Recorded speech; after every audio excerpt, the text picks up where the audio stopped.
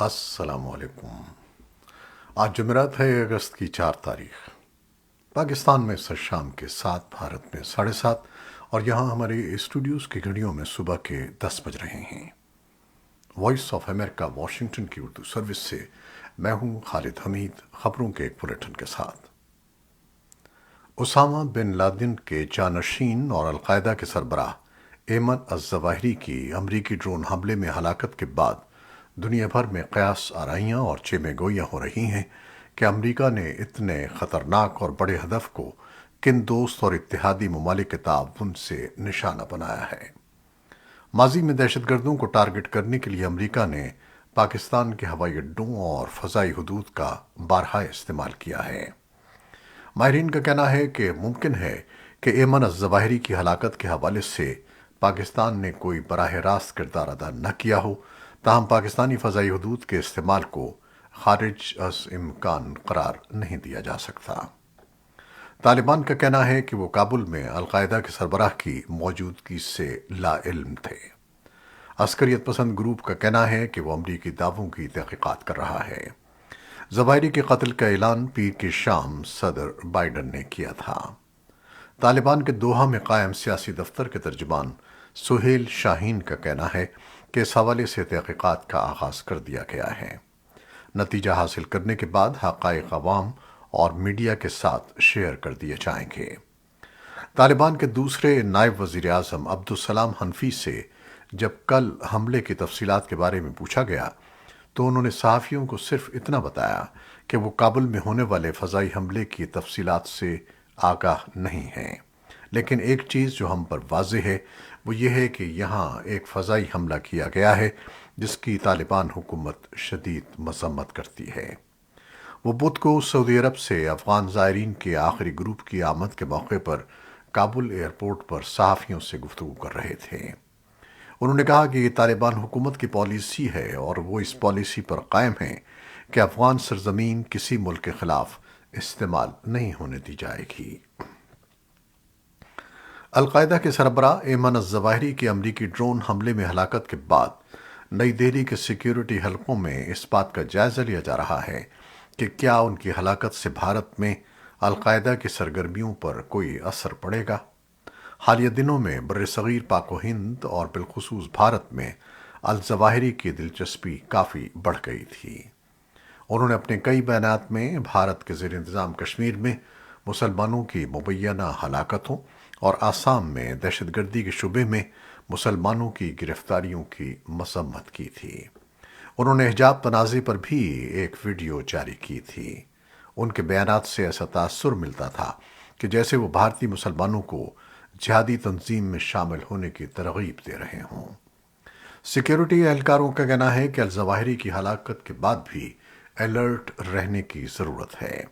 تجزیہ کاروں کا خیال ہے کہ الظواہری کی ہلاکت کے بعد بھارت میں القاعدہ کی سرگرمیوں کو دھچکا لگا ہے، لیکن اس کا یہ مطلب نہیں ہے کہ یہاں اس کی سرگرمیاں ختم ہو گئی ہیں۔ پاکستان کے حکمراں اتحاد نے فیصلہ کیا ہے کہ الیکشن کمیشن کی جانب سے ممنوعہ فنڈنگ کے فیصلے کی روح سے پاکستان تحریک انصاف کے خلاف کارروائی کو منطقی انجام تک پہنچایا جائے گا۔ وزیر داخلہ رانا ثناء اللہ کہتے ہیں کہ پی ٹی آئی کی ممنوعہ فنڈنگ کے خلاف قانونی اور فوجی کارروائی عمل میں لائی جائے گی۔ قانونی اور فوجداری کارروائی عمل میں لائی جائے گی جو وفاقی تحقیقاتی ادارے، انسداد بدعنوانی اور پولیس کے دائرہ کار میں آتی ہے۔ حکمراں اتحاد کی جانب سے اس اعلان کے بعد یہ بحث چل رہی ہے کہ حکومت کے پاس الیکشن کمیشن کے اس فیصلے کو لے کر کیا کیا امکانات دستیاب ہیں جس کے ذریعے پی ٹی آئی کے خلاف کارروائی عمل میں لائی جا سکتی ہے۔ الیکشن کمیشن نے ممنوعہ فنڈنگ کے معاملے کو وفاقی حکومت کو بھیجنے کا اعلان کرتے ہوئے پی ٹی آئی کو اظہار وجوہ کا نوٹس جاری کیا ہے کہ کیوں نہ یہ فنڈز ضبط کر لیے جائیں۔ مبصرین کا کہنا ہے کہ سیاسی طور پر بحث کے علاوہ اس فیصلے کے مختلف قانونی، انتظامی اور تحقیقاتی پہلو ہیں جو عدالتی، حکومتی اور الیکشن کمیشن کے دائرہ کار میں آتے ہیں۔ ادھر پاکستان تحریک انصاف کے پارٹی رہنماؤں اور کارکنوں نے اسلام آباد اور کمیشن کے صوبائی دفاتر کے باہر احتجاجی مظاہرے کیے۔ جمعرات کو تحریک انصاف کے رہنما الیکشن کمیشن کے مرکزی دفتر کے باہر پہنچ گئے اور چیف الیکشن کمشنر سے فوری مستعفی ہونے کا مطالبہ کیا۔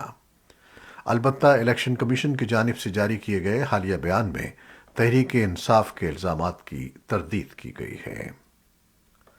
افغانستان میں نور آئی ہسپتال میں پاکستانی ڈاکٹروں کی ٹیم کی تعیناتی پر کابل میں پاکستانی سفارت خانے نے ایک بیان میں کہا ہے کہ سفیر منصور احمد خان نے الخدمت فاؤنڈیشن پاکستان کے زیر اہتمام فری میڈیکل آئی کیمپ کا کام دیکھنے کے لیے اس کے ڈائریکٹر کی دعوت پر نور آئی ہسپتال کابل کا دورہ کیا۔ سفیر نے کیمپ میں پاکستانی ڈاکٹروں کے متاثر کن کام کو سراہا۔ اس مفت میڈیکل کیمپ کے دوران 500 سرجری کی گئی ہیں۔ چند ماہ قبل اسی تنظیم نے پاکستانی سرجنوں کے ذریعے آنکھوں کے 800 آپریشن کیے تھے۔ تنظیم الخدمت فاؤنڈیشن نے افغان فریق کے ساتھ ایک مفاہمت نامے پر بھی دستخط کیے ہیں، جس کے تحت افغان یتیموں کے لیے مفت رہائش اور تعلیم فراہم کرنے کے لیے یتیم خانہ آغوش قائم کیا جائے گا۔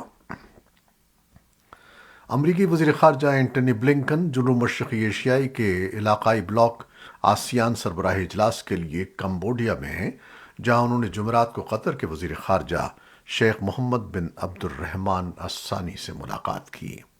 انہوں نے انہیں ایک دوست قرار دیتے ہوئے امریکی وزیر خارجہ نے دونوں ممالک کے درمیان قریبی تعلقات کا ذکر کیا۔ 10 ملکی بلاک کے اس اجلاس میں چین اور امریکہ سمیت دیگر ممالک بھی شرکت کر رہے ہیں۔ آسیان کے زیادہ تر اراکین کی توجہ بحیرہ جنوبی چین کے لیے ضابطۂ اخلاق پر مرکوز رہے گی۔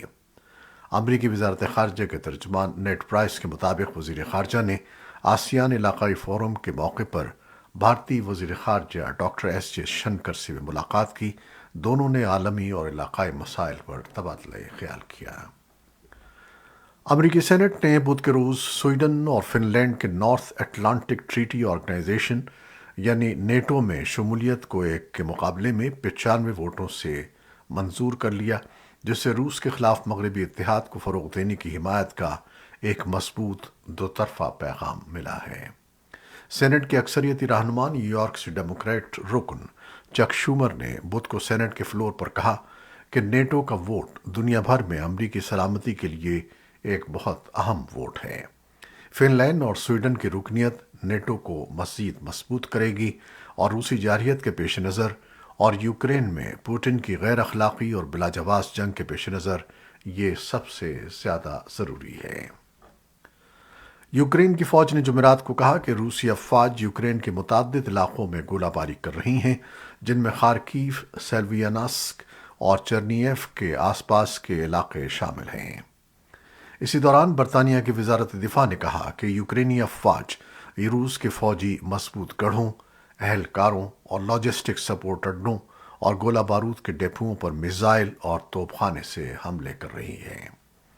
وزارت کے ایک بیان میں کہا گیا ہے کہ اس طرح کے حملوں سے روس کی افواج کو تازہ فراہمی اور امداد کی کوششیں متاثر ہو سکتی ہیں۔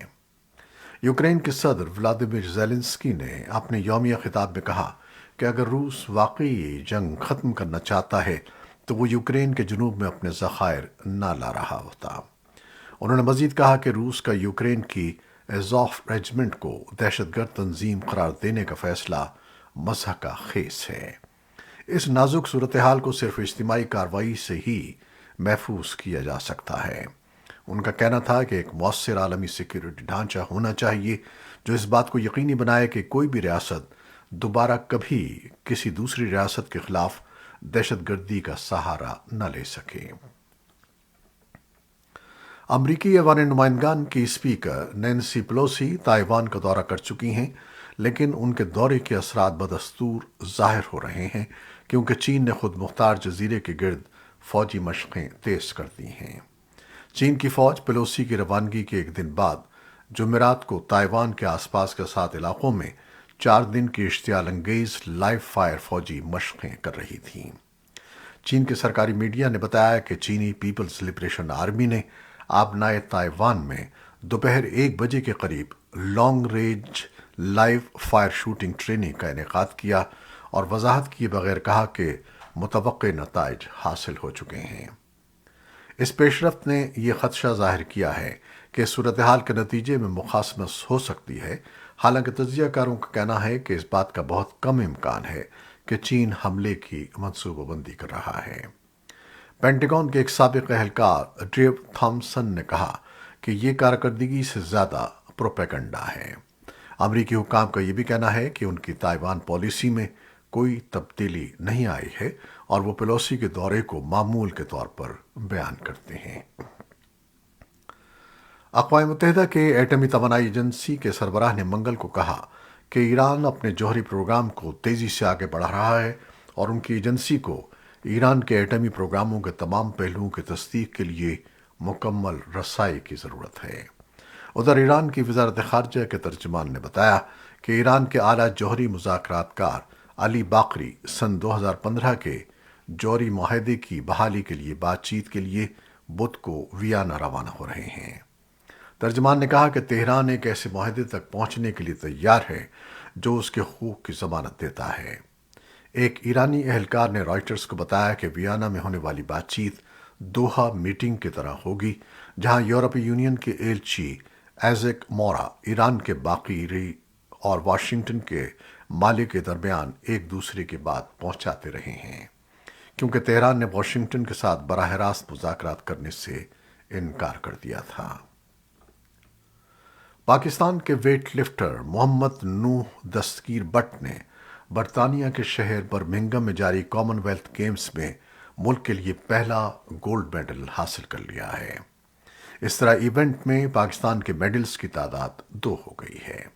24 سالہ ویٹ لفٹر نے بدھ کو 109 کلو گرام سے زیادہ وزن کے مقابلے میں مجموعی طور پر 405 کلو گرام وزن اٹھا کر نہ صرف گولڈ میڈل حاصل کیا بلکہ کامن ویلتھ گیمز کا نیا ریکارڈ بھی قائم کر دیا۔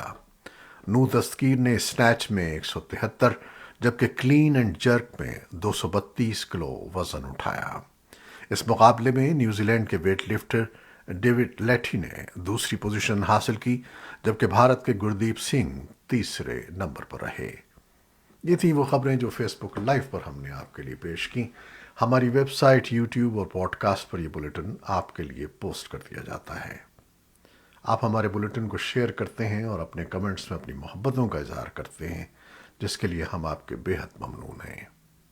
اپنی ان محبتوں کو جاری رکھیے گا۔ نیوز ایڈیٹر بہجت جیلانی کے ساتھ خالد حمید کو اجازت دیجیے گا۔ اللہ حافظ۔